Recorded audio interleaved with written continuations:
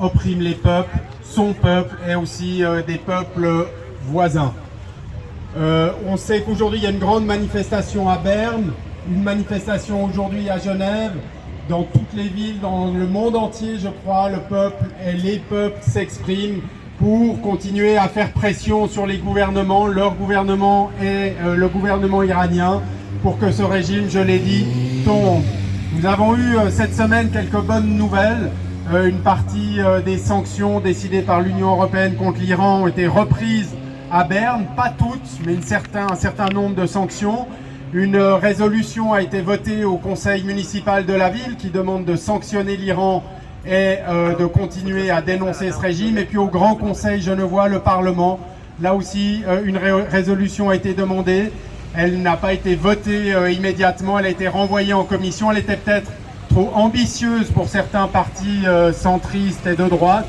Elle demandait ce que toute personne censée demande, le gel des avoirs en Suisse des personnes du régime islamique au pouvoir actuellement, la possibilité de pouvoir entrer dans les prisons en Iran pour une délégation de l'ONU pour observer ce qui s'y passe actuellement, la possibilité également de ne pas renvoyer en Iran les réfugiés qui sont sous le coup d'une non-entrée en matière et qui évidemment risquent leur vie en Iran. Et puis, bien entendu, la protection des opposants ici même en Suisse. On sait que les missions, les ambassades iraniennes ont des comportements inacceptables. Lors d'une ou deux de ces manifestations, il y avait des gens qui prenaient des photos.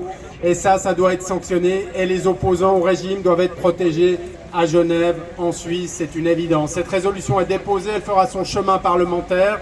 Mais évidemment qu'il faut poursuivre la mobilisation, poursuivre la pression sur les pouvoirs politiques à Genève, à Berne, afin que la Suisse soit plus courageuse, plus franche dans ses positions, afin que le régime islamique puisse tomber.